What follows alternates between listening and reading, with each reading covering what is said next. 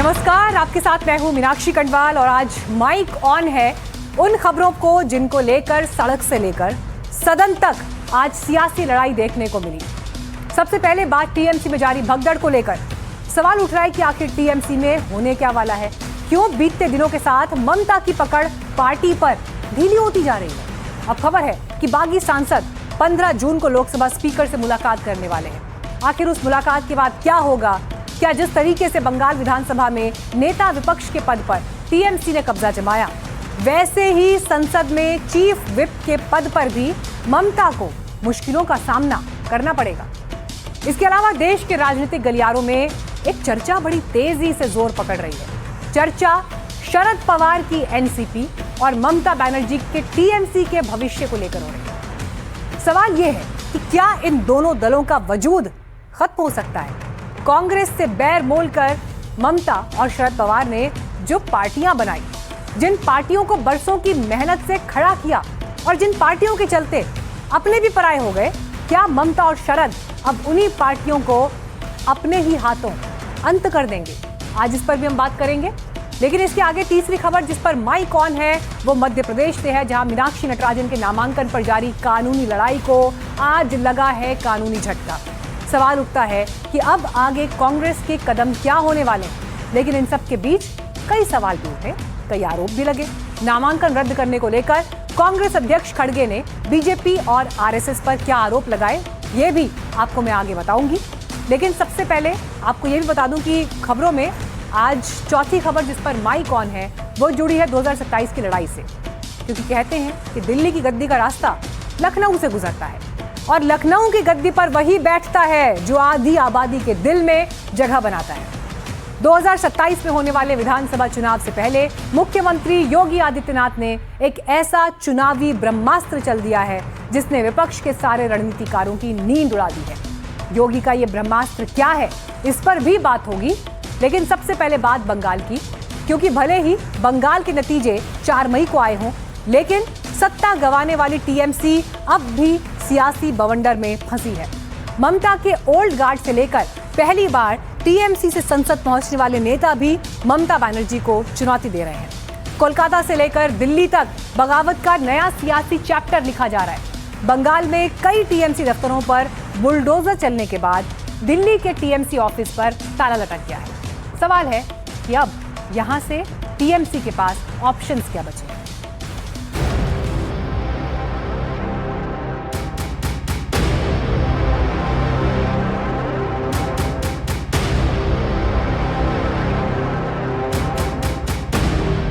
जो दिन सिग्नेचर हुआ है उस पहले दिन में हम किए। हम पहले दिन 14 लोग था। 5 करोड़ 50 लाख और 10 लाख रुपए महीने पे कुछ लोग माने हैं 36 महीनों के लिए।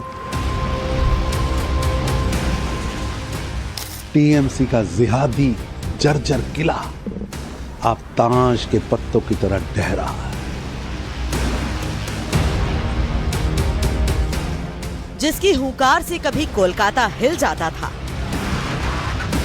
जो ममता खुद को विपक्ष का सबसे बड़ा चेहरा मानती थी, अब उन्हीं ममता बनर्जी का सियासी किला ताश के पत्तों की तरह ढह रहा है। हर निकलते दिन के साथ टीएमसी की कमान ममता बनर्जी के हाथों से फिसलती जा रही है। ये तय हो गया है कि अब पार्टी टूट की कगार पर खड़ी है। हैरानी की बात तो यह है कि ममता की हार के 14 दिन बाद ही टीएमसी में बगावत हो गई थी, जिसके सबूत अब सामने आ गए हैं। टीएमसी के बागी सांसदों ने 18 मई को ही एक पत्र लोकसभा स्पीकर ओम बिरला को भेज दिया था, जिस पर 18 सांसदों के हस्ताक्षर हैं। काकोली घोष की अगुवाई में लिखे गए इस पत्र में बागी सांसदों ने खुद को अलग गुट के रूप में मान्यता देने की मांग की थी और हस्ताक्षर करने वालों में खुद काकोली घोष, शताब्दी रॉय, बापी हलदार, शर्मिला सरकार, प्रसून बंदोपाध्याय, जगदीश बसूनिया, असित कुमार मल, अरूप चक्रवर्ती, रचना बनर्जी, खलीलुर रहमान, अबू ताहिर खान, यूसुफ पठान, मिताली बाग, माला रॉय, कालीपत सोरेन, दीपक अधिकारी, जून मलैया और पार्थ भौमिक शामिल हैं। इसके बाद सायोनी घोष ने अलग से बागी गुट का समर्थन करते हुए लोकसभा स्पीकर को पत्र लिखा। हालांकि इसमें गौर करने वाली बात यह है कि 20 मई को टीएमसी ने काकोली घोष की जगह कल्याण बनर्जी को चीफ व्हिप बनाने की जानकारी लोकसभा स्पीकर को दी थी। लेकिन इससे पहले 18 मई को ही बागी सांसद 2/3 की संख्या होने का हवाला देते हुए अलग गुट की मान्यता और सदन में अलग बैठने की व्यवस्था की मांग कर चुके थे। एनडीए को समर्थन देने का फैसला हो चुका था। सूत्रों के मुताबिक अब खबर है कि बागी सांसद को लोकसभा स्पीकर से भी मिलेंगे। सब सांसद मिलकर हमने डिसीजन लिया कि हम स्पीकर के पास जाएंगे और अलग गुट बनाने के लिए, टीएमसी के अलग गुट बनाने के लिए हम स्पीकर के पास दावा रखेंगे। इसलिए हम सांसद ने एक साथ मिलकर ये सही किया। एक अलग गुट बनाएंगे और एनडीए को आउटसाइड सपोर्ट देंगे लोकसभा में, क्योंकि सीएम अभी बंगाल का डेवलपमेंट के लिए जितना सोचता है वो बहुत ज़्यादा पता है, हमारा मन में खूब पसंद हुआ। इसलिए बंगाल के डेवलपमेंट के लिए उनका साथ हमको देना पड़ेगा। हम पहले दिन में किया है, जो दिन सिग्नेचर हुआ है उस पहले दिन में हम किया है। हम पहले दिन 14 लोग था, उसके बाद रचना बनर्जी, यूसुफ पठान आया, मल्हार आया, सायनी घोष आया और 2-4 जन बाद में आया। पत्र को देखकर साफ है कि जिस ममता बनर्जी ने लेफ्ट के 34 साल के शासन को बंगाल से उखाड़ फेंका था, अब वही ममता बनर्जी अपनों के चक्रव्यूह में फंस गई हैं। 1-2 नहीं बल्कि अब 19 सांसद ममता का साथ छोड़कर दिल्ली की चौखट पर खड़े हैं। टीएमसी सांसद कीर्ति आजाद आरोप लगा रहे हैं कि बागी सांसदों को डरा धमकाकर और पैसे देकर खरीदा गया, जबकि बागी सांसद कीर्ति आजाद को बाहरी बता रहे हैं। हमको मालूम था धीरे धीरे होगा, डराएंगे धमकाएंगे। 5 करोड़ से शुरू हुआ, 50 लाख, 5 करोड़ 50 लाख और 10 लाख रुपए महीने पे कुछ लोग माने हैं 36 महीनों के लिए। अच्छा। हाँ, तो ये निशिकांत के यहाँ से हो रहा है, उसके घर से खबर आ जाती है हमको, ये सब मालूम है। पहले दिन भूपेंद्र यादव के यहाँ गए, शुभेंदु अधिकारी फूल लेके जा रहा है, तो क्या हो रहा है? ये कोई आपको आश्चर्य है? ये ब्रेकिंग न्यूज नहीं है, ज्यादा इस पर ध्यान मत दीजिए। तो बीजेपी का ऑपरेशन चलता रहता है। जिसके साथ ये लड़े, जिसके साथ ये रहे, जिसकी थाली में खाया उसी को छेदा। कीर्ति आजाद जो बोल रहा है ना, वो तो बिहार का आदमी है, वो तो बंगाल में नहीं है। वो जानते नहीं इलेक्शन का बाद हमारा इलाका में कितना आदमी घर छोड़ा है। हम जानते हैं कितना दुख हमारा होता है। हर दिन 200-300 लोग हमको फ़ोन किया है, दादा हमारा लिए कुछ तो करो, हम कब घर जाएंगे, हम कब लौटेंगे हमको परिवार का साथ। तो इसलिए हमको मन में दुख है, कीर्ति आजाद के मन में कोई दुख नहीं। जो इलाका में रहता है उसको जानता है इलाका का सिचुएशन क्या है, लोग का डिमांड क्या है, लोग क्या चाहता है, वो हम जानते हैं, कीर्ति आजाद नहीं जानते हैं। अपनी सुरक्षा हटाए जाने को लेकर भी कीर्ति आजाद हमलावर दिखे। संकेत दिया कि अगर उनके घर में तोड़फोड़ की गई तो करारा जवाब मिलेगा। मेरे घर में सिक्योरिटी हटा दी, मेरे होमगार्ड्स हटा दिए, 8 लोगों का हटाया था और हटाकर बीजेपी वाले घुस गए। बाहर पुलिस का प्रोटेक्शन था, घर को तोड़ा गया, धमकाया गया, वो बेचारे डर करके उन्होंने साइन किए। नहीं तो लिस्ट में पहले तो 8 हैं, तो हमने ऐसे ही रखा हुआ है। पॉलिटिकली कह सकते हैं कि अगर कोई आएगा तो देखेंगे। अब एक तरफ तो ममता अपने घर में घिर गई है, तो दूसरी तरफ दिल्ली का ऑफिस भी बागियों के कब्जे में है। दरअसल टीएमसी से बगावत के बाद सांसद पार्थ भौमिक ने अपना सरकारी बंगला खाली कर दिया है। ये वही बंगला है जहां टीएमसी का कार्यालय था, लेकिन अब ताला लटका है। ममता के समर्थन वाले पोस्टर हटा दिए गए हैं। राजेंद्र प्रसाद रोड के इसी 20 डॉक्टर राजेंद्र प्रसाद रोड का ये जो बंगला आप देख रहे हैं, ये पार्थ भौमिक जो टीएमसी के सांसद हैं उनका बंगला हुआ करता था और यहाँ पर टीएमसी का दफ्तर था। आप देखिए कि टीएमसी के यहाँ पर बड़े बड़े पोस्टर लगे हुए थे, लेकिन पोस्टर को पूरी तरीके से उखाड़ दिया गया और यहाँ पर जो नेम प्लेट है ये भी आप देख सकते हैं कि पूरी तरीके से उखड़ी हुई है। वो इसलिए उखड़ी हुई है क्योंकि जो पार्थ भौमिक हैं वो उन्होंने इस बंगले को खाली कर दिया और वो अब टीएमसी से बगावत कर रहे हैं, यानी बागी जो ग्रुप है उसमें हैं। और टीएमसी के दफ्तर पर अब दिल्ली के ताला लग गया है। वो इसलिए ताला लग गया है क्योंकि पार्थ भौमिक ने अपना जो सरकारी बंगला है उसको छोड़ दिया। सवाल है कि टीएमसी में इतनी बड़ी टूट अचानक हुई कैसे? कैसे विधायक, सांसद, मेयर, पार्षद एक एक कर ममता का साथ छोड़ने लगे? क्यों ममता को इतनी बड़ी बगावत का अंदाजा नहीं हुआ? क्या इस टूट की बुनियाद बंगाल में हार के बाद पड़ी या फिर सालों से नेतृत्व के खिलाफ असंतोष का नतीजा था। पाप, धोखाधड़ी, जालसाजी, लूट और तुष्टीकरण की राजनीति पर खड़ा टीएमसी का जिहादी जर्जर किला अब ताश के पत्तों की तरह ढह रहा है। जिस पार्टी ने पश्चिम बंगाल को लूट, तुष्टीकरण और कट्टमनी की राजनीति का अड्डा बनाया, उसके नेता अब जनता द्वारा सत्ता से हटाए जाने के बाद अपने पापों के भार से लगातार गिर रहे हैं। देखिए, तृणमूल कांग्रेस में पूरी तरह बिखराव है। ममता जी से जनता नाराज है, जन आक्रोश है, सांसद नाराज हैं, विधायक नाराज हैं, पार्षद नाराज हैं, मेयर नाराज हैं, बंगाल की जनता नाराज है, कोई इनके साथ नहीं है। अब तो कल्याण बनर्जी का भी बयान देखा, उन्होंने कहा अभिषेक बनर्जी और कल्याण बनर्जी में एक चुनना पड़ेगा ममता जी को। हम भी इंतजार करेंगे, देखेंगे क्या चुनती हैं। सवाल ये भी उठ रहा है कि जिस टीएमसी के खिलाफ बंगाल में लड़ाई लड़कर बीजेपी सत्ता तक पहुंची, क्या अब उसी टीएमसी के सांसद और विधायक बीजेपी में शामिल होंगे? हालांकि बीजेपी तो कई बार इस सवाल पर इनकार कर चुकी है। BJP till now has not accepted anyone. TMC, there is a rift in the TMC and a group of MPs, they are claiming that they are TMC also, but they want to sit separately. They will form a separate group. अब एक तरफ तो बागी सांसदों का पत्र सामने आने के बाद टीएमसी में टूट का खेल क्लियर हो गया है, तो दूसरी तरफ फेक सिग्नेचर मामले में सीआईडी ने अभिषेक बनर्जी से लंबी पूछताछ की।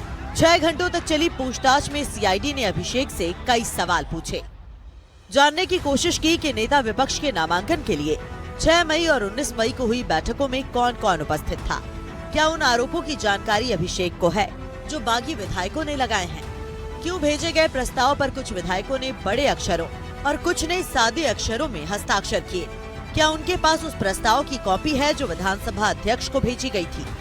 जानकारी के मुताबिक सीआईडी अभिषेक बनर्जी के जवाबों से संतुष्ट नहीं है और दोबारा पूछताछ करने के लिए 14 जून को बुलाया है। जितना अपराध हुआ है उनके जमाने में इन लोगों के द्वारा हुआ है, नीचे से ऊपर तो सब लोग लिखते हैं। उसकी इंक्वायरी चल रही है और जैसा तथ्य आएगा कार्रवाई होगा।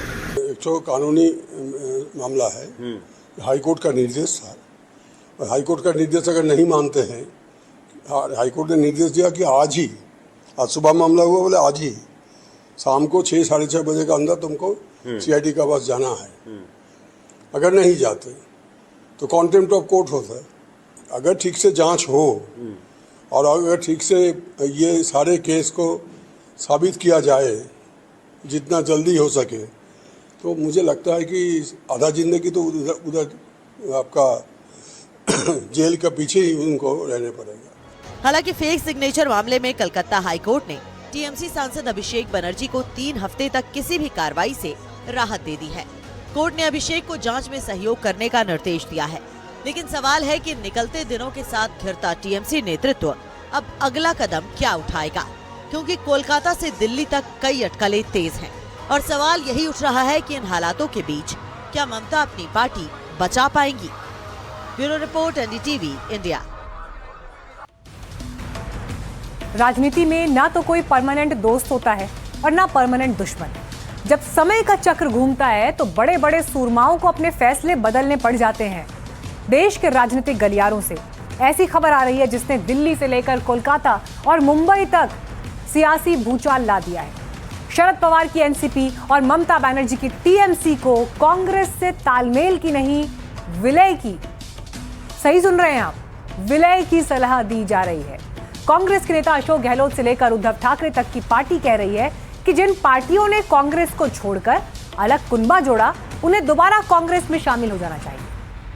सबसे खास बात यह है कि एनसीपी हो या फिर टीएमसी, दोनों में से किसी ने भी इसे उस तरह खारिज नहीं किया जिसकी उम्मीद थी।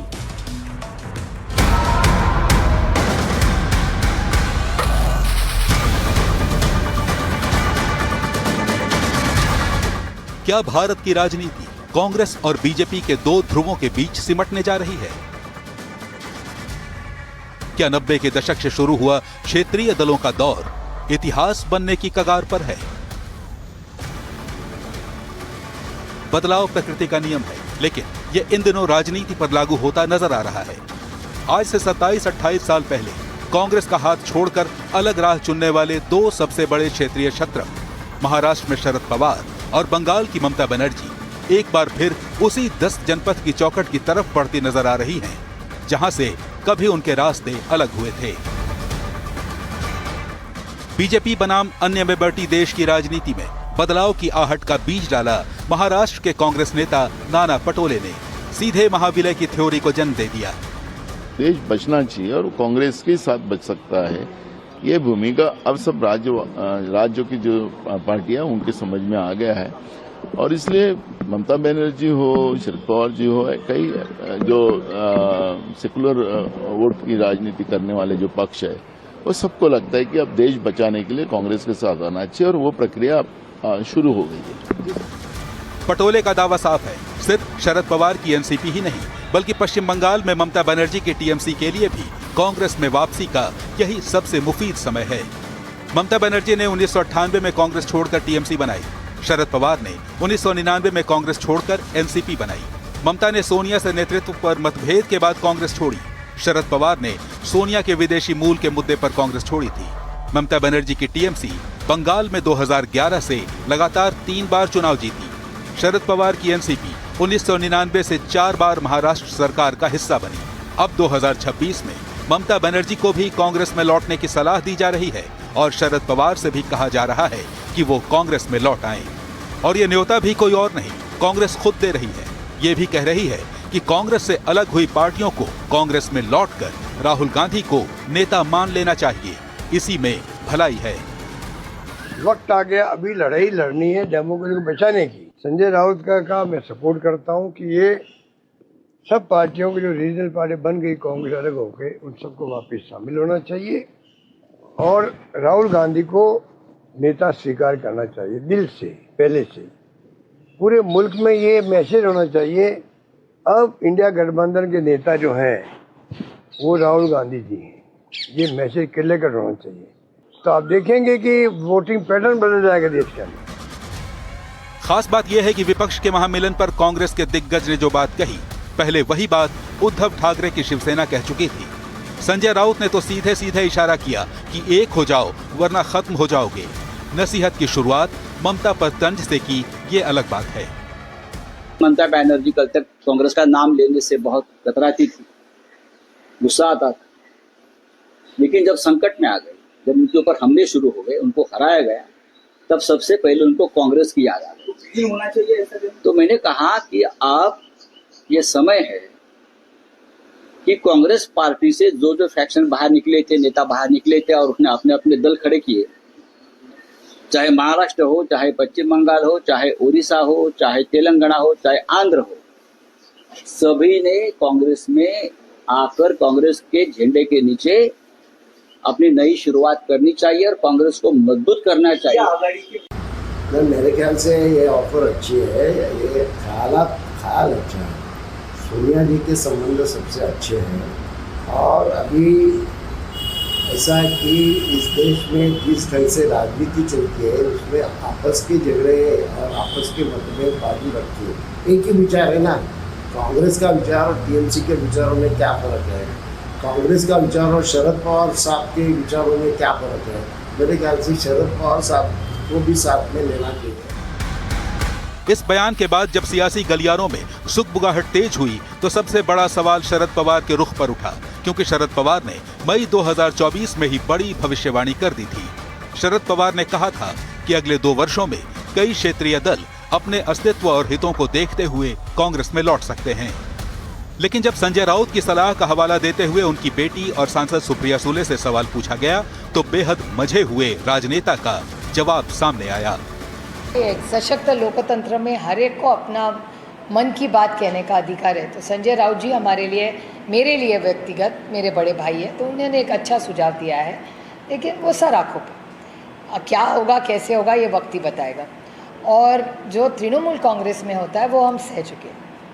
पहले शिवसेना तोड़ी, उसके बाद एनसीपी तोड़ी, अब तृणमूल की बारी। तो हम ये भुगत चुके हैं। देखिए, अभी अगर बारिश आई तो मैं छाता लूँगी कि रेनकोट, अभी मैंने तय नहीं किया है। बारिश तो आने दो, फिर देखेंगे। सुप्रिया सुले का ये बयान क्या बताता है? क्या जल्द ही शरद पवार की एनसीपी का कांग्रेस में विलय हो सकता है? क्या दोनों पार्टियों में विलय की बातचीत शुरू हो चुकी है? क्या बातचीत की गाड़ी शर्तों के सिग्नल पर अटकी है? इनके खिलाफ लड़ने वाले इक्का दुक्का लड़ने से अच्छा हम इकट्ठा लड़े। हालांकि इसका निर्णय हमारे नेता सोनिया गांधी, हमारे राहुल गांधी, खारगे साहब, यही उन्हीं के लेवल पे होगा। हमारे लेवल पे ये सारी नहीं होते। पर लोग भी यही कह रहे हैं, आप अलग अलग जो लड़ रहे हैं, मर्जर की बात मैं बाद में नहीं कर रहा हूँ। मर्जर होगा नहीं होगा वो डिसाइड करेंगे, लेकिन मिलके लड़ाई इनके खिलाफ लड़ने का वक्त आया है और हम लड़े। एक तरफ कांग्रेस और उद्धव ठाकरे की शिवसेना कह रही है कि बीजेपी से लड़ने के लिए ये एक होने का सबसे शानदार मौका है, तो दूसरी तरफ एनडीए इस पर तीखा तंज कस रहा है। कांग्रेस से जो अलग हो गए, उन्होंने कांग्रेस में जाना चाहिए कि नहीं जाना चाहिए, ये डिसाइड करने वाला संजय राउत कोई होता नहीं। वो कोई कांग्रेस का प्रवक्ता है क्या? शरद पवार के साथ कभी कांग्रेस के साथ, अरे कभी तो वो उबाटा के साथ भी रहो। लेकिन विपक्ष अपने गणित और ग्रामर पर काम कर रहा है। कांग्रेस से बगावत करने वाली ममता बनर्जी 28 साल बाद सोनिया गांधी के गले लग रही हैं और ये सोचने पर मजबूर कर रही हैं कि क्या दीदी घर वापसी की तैयारी में हैं। इस सवाल पर टीएमसी में 3 सुर हैं। कोई विलय नहीं होगा, सब गलत खबर है। अलायंस में चुनाव लड़ा जाएगा और अलायंस में ही रहा जाएगा। अगर मगर मैं नहीं जाना चाहता हूँ। कांग्रेस के साथ एक साथ काम करना जरूरी है, इतना मैं बोल सकता हूँ। वो मर्ज होगा कि अलायंस होगा, ये बाद में देखा जाएगा। इसके ऊपर हमारा कोई कमेंट नहीं है। दिल्ली में क्या मीटिंग चल रहा है उसके ऊपर एक भी शब्द नहीं बोलूंगा। सोनिया जी कांग्रेस का लीडर है, ममता जी हमारा लीडर है, तो राहुल जी उनका लीडर है, अभिषेक हमारा लीडर है। इतना ईप्स एंड बाट्स के ऊपर कोई कमेंट नहीं होता है। यानी कांग्रेस में विलय होगा या नहीं, इस पर खुलकर न तो एनसीपी ने जवाब दिया, न टीएमसी बोल रही है।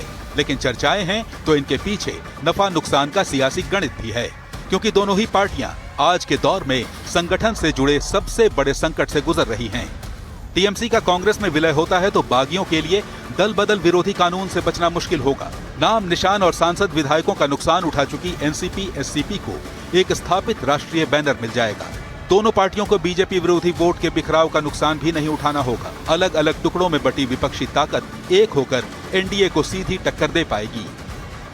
लेकिन विलय से फायदा सिर्फ टीएमसी और शरद पवार को होगा या कांग्रेस को भी? दरअसल पुराने पल्ले पलटें तो साफ हो जाता है कि एक के बाद एक राज्यों से हुए कांग्रेस के सफाये में उन्हीं पार्टियों ने सबसे बड़ी भूमिका निभाई जो कांग्रेस से अलग हुई थी।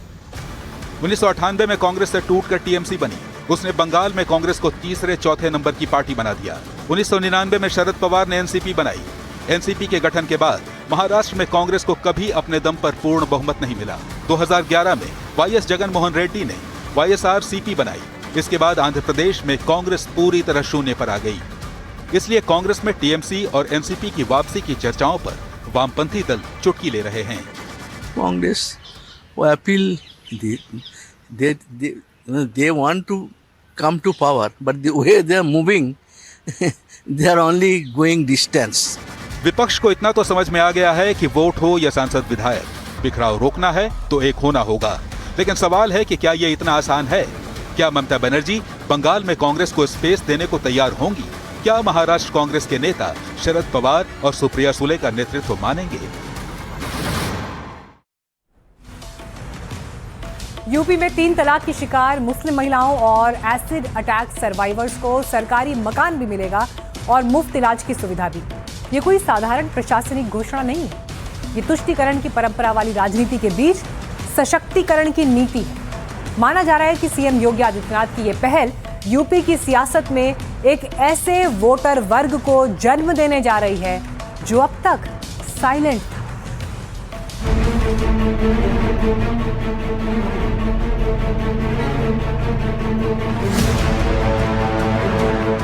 भारत की आस्था को अपमानित करना कौन लोग थे जो अपना जन्म सिद्ध अधिकार समझ लिए थे? अगर एक घर हम लोगों को हमारे नाम से मिलेगा तो उसकी पहचान ही एक अलग होगी। सत्ता का रास्ता आधी आबादी के समर्थन से निकलता है और 2027 से पहले उत्तर प्रदेश के मुख्यमंत्री योगी आदित्यनाथ ने चुनावी बिसात पर बड़ा दांव चल दिया है। वोट बैंक की राजनीति समाज के जिस हिस्से को बरसों से उनके हाल पर छोड़ती आई, योगी सरकार ने उनके लिए मदद का हाथ बढ़ाया। इसके दायरे में 3 तलाक की पीड़ित मुस्लिम महिलाएं भी हैं और एसिड अटैक झेल चुकी बेटियां भी, जिन्हें योगी सरकार पक्का मकान और मुफ्त इलाज की संजीवनी देने जा रही है। पीड़ित महिलाओं को पीएम आवास योजना के तहत मकान मिलेगा।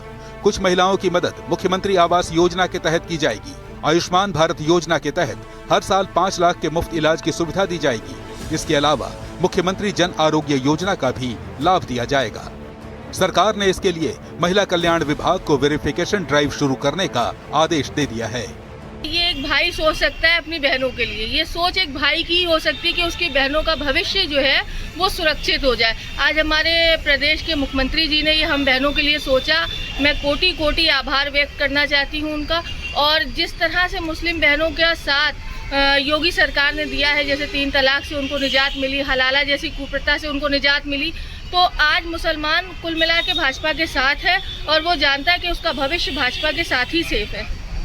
भारतीय जनता पार्टी की हमारी जो सरकार है ये हमेशा महिलाओं के हित की बात करती है और अल्पसंख्यक महिलाएं जो तलाक से पीड़ित हैं उसमें आवास योजना, आयुष्मान योजना, जो अपनी एसिड अटैक पीड़ित महिलाएं हैं उनके लिए सरकार एक बहुत अच्छी पहल कर रही है और इसमें अल्पसंख्यक समाज की जो पीड़ित महिलाएं हैं उनमें खुशी की लहर भी है। अच्छा कर रहे हैं तलाकशुदा महिलाओं के लिए, बेवाओं के लिए, जो बच्चे पढ़ नहीं पा रहे उनके लिए, और जो लोग हैं उनके लिए अच्छा है, आगे कोशिश की जाए।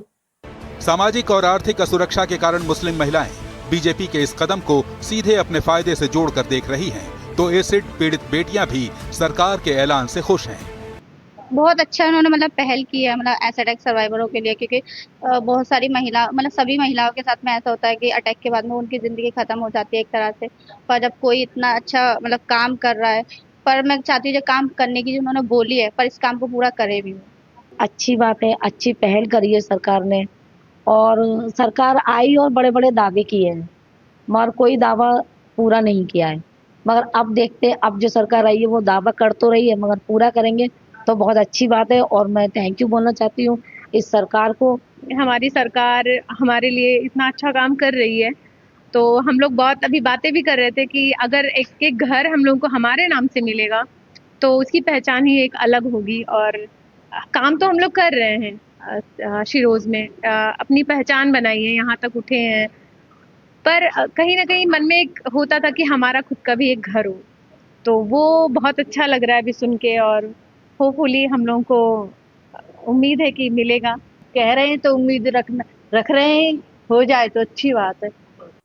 योगी जी बहुत अच्छा कर रहे हैं, जो भी करे ना उनके तलाकशुदा के लिए घर देना चाहिए, उनके मदद करना चाहिए, उनके लिए सम्मान करना चाहिए। राजनीतिक पंडितों का मानना है कि ये साइलेंट वोटर जब पोलिंग बूथ पर निकलेंगी तो कांग्रेस और समाजवादी पार्टी को बड़ा नुकसान हो सकता है।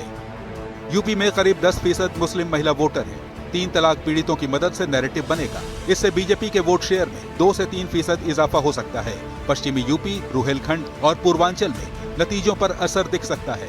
60 से 70 मुस्लिम बहुल सीटों पर बीजेपी को फायदा हो सकता है और टोटल टैली में 20 से 25 सीटों का सीधा फायदा हो सकता है। बीजेपी की इस पहल के पीछे गहरा सियासी गणित है।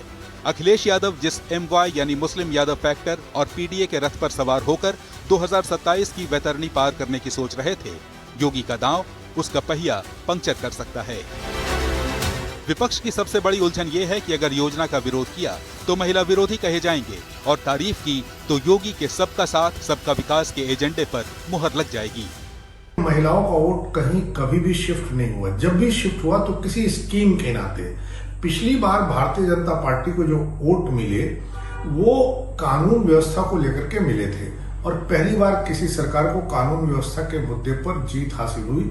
ओवरऑल उस समय योगी आदित्यनाथ माफियाओं का सफाया कर रहे थे। उत्तर प्रदेश में जो सांगठनिक अपराध थे वो कम हुए थे। यह कहना कि महिलाएं सुरक्षा के नाम पर वोट देंगी या दे रही हैं या एकमुश्त वोट को लिया जा सकता है, ये कहीं भी पूरे देश में, उत्तर प्रदेश में खास तौर से प्रकाश में नहीं आया है। इस चुनावी बिसात के बीच योगी आदित्यनाथ ने सनातन और आस्था का नाम लेकर विरोधियों पर प्रहार तेज कर दिया है। याद करिए कौन लोग थे जो भारत की आस्था राम से परहेज करते थे, प्रभु श्री राम से परहेज करते थे। लीलाधारी श्री कृष्ण के नाम से परहेज करते थे। देवादिदेव महादेव का नाम लेने में संकोच करते थे। भारत की आस्था को अपमानित करना कौन लोग थे जो अपना जन्म सिद्ध अधिकार समझ लिए थे। आइए बढ़ते हैं आगे। कांग्रेस की वरिष्ठ नेता मीनाक्षी नटराजन को सुप्रीम कोर्ट से बड़ा झटका लगा है। कोर्ट ने उनकी इस याचिका को खारिज कर दिया जिसमें नामांकन रद्द होने के फैसले को चुनौती दी गई थी। सर्वोच्च अदालत ने साफ कह दिया कि राहत चाहिए तो हाई कोर्ट का रुख करिए। लेकिन लड़ाई सिर्फ अदालत तक सीमित नहीं रही। इस फैसले के बाद देश की राजधानी दिल्ली की सड़कों पर कांग्रेस कार्यकर्ताओं का गुस्सा फूट पड़ा। भारतीय जनता पार्टी ने इस पूरे मामले में कांग्रेस पर तीखा हमला बोला है। चुनाव आयोग कॉम्प्रोमाइज्ड है, ये हम सब जानते। चुनाव आयोग कॉम्प्रोमाइज्ड है, ये हम सब जानते।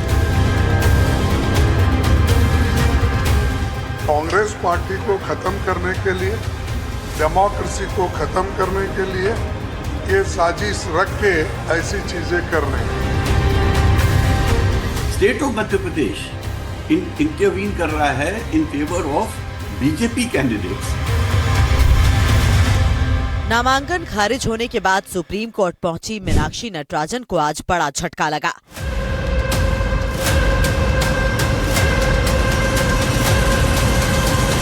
सुप्रीम कोर्ट ने उनकी याचिका पर विचार करने से इनकार करते हुए उसे खारिज कर दिया। कोर्ट ने साफ कहा कि इस मामले में सीधे रिट याचिका नहीं सुनी जा सकती। कानूनन इस मामले में हाई कोर्ट में चुनाव याचिका दाखिल करना ही इकलौता विकल्प है। वो चाहे तो इसका इस्तेमाल कर सकती हैं। लोकतंत्र के साथ जो हो रहा है वो सबके सामने खुलकर आया है। मैं माननीय उच्चतम न्यायालय के निर्णय पर आज कोई टिप्पणी नहीं करूंगी। चुनाव आयोग कॉम्प्रोमाइज्ड है, ये हम सब जानते हैं। पूरे हमारे संगठन के लोग इकट्ठा हैं। हालांकि सुप्रीम कोर्ट के इस फैसले के बाद कांग्रेस अध्यक्ष मल्लिकार्जुन खड़गे इलेक्शन कमीशन और बीजेपी पर हमलावर दिखे। कानून नहीं देख रहे, रूल्स नहीं देख रहे। आरोप लगाया कि देश में कांग्रेस और लोकतंत्र को खत्म करने की साजिशें हो रही हैं। मॉरल है, एंटी डेमोक्रेटिक है और मोदी जी ये पर्पसली कांग्रेस पार्टी को खत्म करने के लिए, डेमोक्रेसी को खत्म करने के लिए ये साजिश रख के जो इलेक्शन कमीशन है वो इम्पार्शियली एक्ट नहीं कर रहा है। बीजेपी को घेरने के साथ ही कांग्रेस नेता सुप्रीम कोर्ट के फैसले पर भी सवाल उठाते सुनाई दिए और पूरे सिस्टम पर ही सवाल उठा दिया। पूरा सिस्टम करप्ट हो गया है ना। और मैं ये इसलिए बोल रहा हूँ, जब हमने सुप्रीम कोर्ट में अर्जी कल की लगाई थी, कल क्यों नहीं सुनवाई हुई? क्योंकि कल घोषणा होने वाली थी इसलिए। चुनाव आयोग में एक दिन पहले हमने जिस दिन हुआ ये उसी दिन हमने लगाया, उन्होंने भी कुछ सुनवाई नहीं करी, क्योंकि सबको मालूम है कि ये केस ही नहीं बनता है। कांग्रेस की बात नहीं, लोकतंत्र को बचाने की बात है, पूरे देश के संविधान को बचाने की लड़ाई है। महामहिम से मिलने का उद्देश्य ये था कि आज इस देश में कैसे लोकतंत्र बचा रहे। जब सुप्रीम कोर्ट एक सामान्य व्यक्ति का संज्ञान लेता है तो मीडिया की किसी खबर पर संज्ञान लेता है, तो ये इतना बड़ा मामला, राजनीतिक मामला, इस देश की लोकतंत्र और निर्वाचन प्रणाली से संबंधित मामला, तो आपने संज्ञान क्यों नहीं लिया? बीजेपी ने वोट चोरी करी, बीजेपी ने सीट चोरी करी। हमको बताया जाता है बचपन में कभी चोरों के बात पे विश्वास मत करना, तो क्यों विश्वास कर रहे हो चोरों की बातों पे? और इस वक्त आ रही है हमारे पास एक बड़ी खबर। अभिषेक बैनर्जी ने अपने खिलाफ हो रही कार्रवाइयों को लेकर सरकार पर तीखा हमला बोला। उन्होंने कहा कि मेरे पास छिपाने के लिए कुछ भी नहीं। Chief election commissioner Gyanesh Kumar अगर मेरे खिलाफ एक्शन लेंगे तो अमित शाह के खिलाफ भी एक्शन लें। मेरे बयान पर अगर एफआईआर हुई तो अमित शाह के बयान पर भी एफआईआर हो। टीएमसी को 2 करोड़ 60 लाख लोगों का वोट मिला है। सीबीआई, सीआईडी सब कुछ लगा दिया। टीएमसी के साथ बंगाल की जनता का आशीर्वाद। जनता बुलडोजर नहीं समझती, जनता विकास समझती है।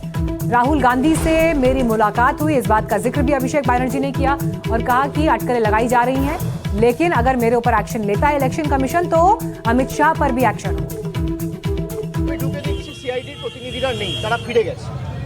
তারা যদি পরবর্তীকালে আমাকে ফোন করে আসে, আমার সাথে যোগাযোগ করে আসে এবং আমাকে বলে কোন সময় গেলে আমি বাড়িতে থাকবো, তখন নোটিশ দেবে, আমি নিশ্চিতভাবে জানাবো।